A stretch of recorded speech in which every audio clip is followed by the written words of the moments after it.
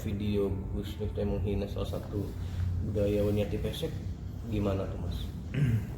Tadi kan saya sampaikan bahwa karakter Gus Miftah ini kan suka bercanda, suka ya istilahnya aslinya mungkin boleh dibilang seorang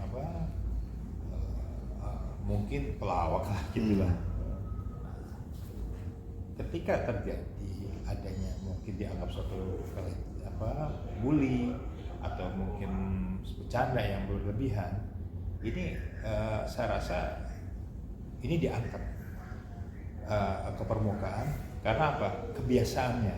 Jadi dianggap suatu biasa bahwa Miftah ini selalu merendahkan orang. Padahal momen-momen ini adalah momen-momen yang sifatnya tadi. Kalau misalnya bercanda posisinya bukan momen yang dilihat kamera, saya rasa nggak masalah. Kan dulu kenapa nggak dulu aja viral? Kenapa baru sekarang viral? Nah itu menjadi investasi. Memang investasi orang famous ini harus hati-hati. Hari ini tidak, tapi ketika dia sudah naik, dia terkenal, tunggu waktu. Ini kadang-kadang yang harus diperhatikan para penyelenggara negara atau jabatan. Kenapa penghinaan itu seperti nggak mandang bulu ya? Ini usia yang lebih tua gitu, masih aja dibercandain dengan kata-kata kasar pula gitu loh. Maksudnya apa sih ini yang terjadi dengan seorang Gus Miftah gitu? Sebenarnya kalau bahasa dari gaya gestur itu ada dua, gestur lucu dan gestur politik. Gestur lucu itu memang dengan membercandakan, lalu kalau gestur politik beda, dengan cara marah. Salah contoh nggak ketawa, bodoh kamu, goblok kamu, itu gestur politik.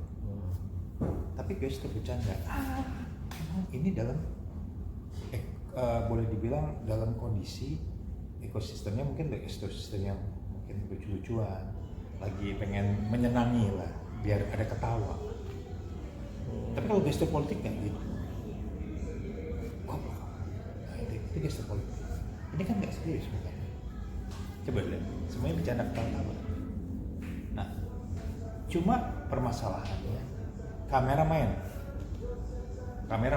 narasi main. Akhirnya menjadi siapa? Stigma.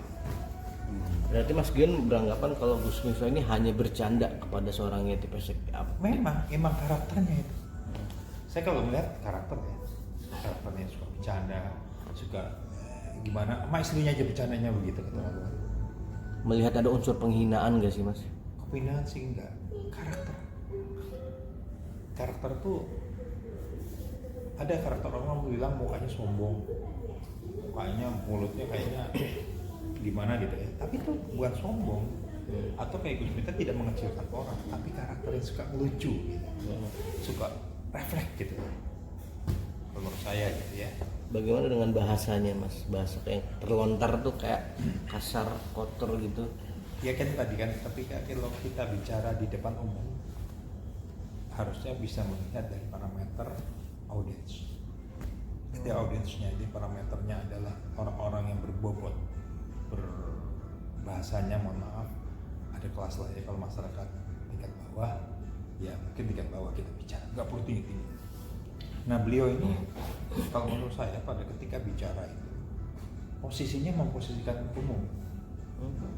Misalnya lagi dakwah sama lucu gitu. Harusnya orang dakwah itu tidak boleh banyak ketawa. Dia banyak Rasulullah SAW harusnya mengajarkan tidak boleh banyak ketawa kan begitu kan. Tetapi beliau dengan cara karakternya yang suka lucu gitu, dianggapnya ngeremehin orang. Kalau menurut saya sih enggak, ini memang karakter yang suka lucu, suka yang gitu loh. Karena bukan sama orang saja, sama istrinya juga bercanda kan. Tapi faktanya ini orang Yati Pesek ini baru mengungkapkan kalau dia kecewa banget gitu. Itu kan kejadian 2 tahun lalu. Nah dia memendam selama 2 tahun ini rasa sakit hati, akhirnya muncul lagi video ini. Nah itu gimana tuh? Ya karena sekarang mungkin diangkat beritanya yang kasus sekarang. Kalau kasus ini nggak diangkat ya paling kan ngendep doang kan. Contohnya keterlaluan, paling kan begitu ya. Nah, tapi kalau menurut saya, kalau dia memang merendahkan orang, mukanya dilihat dari sisi aja. Gestur tadi kan muka itu dia muka serius atau muka lucu. Coba dia waktu lucu, dia lucu. Tapi kalau gestur serius, beda kan orang marah serius. itu penghinaan. Ini menurut pendapat saya. Oke, jadi intinya apakah Presiden RI salah dalam mengangkat Gian yang menjadi staf khusus? Dari kacamata Mas Gian seperti apa? Kalau posisinya kan presiden benar mengambil, kan nggak semua orang itu kan gitu. Ketika kelebihannya dia seorang kata pemuka agama, ustadz ya pasti, lalu ketika berdialogisnya begitu banyaknya, jangan satu titik menganggap bahwa kejadian jelek kecil itu dia tidak punya apa sih namanya, tidak punya jemaahnya jauh besar banyak. Jadi presiden juga kan melihat daripada kemampuan berdialogis, kemampuan bersosiologis, berinteraksi. Itulah menjadi salah satu presiden itu mengambil keputusan untuk dia sebagai pembantu presiden.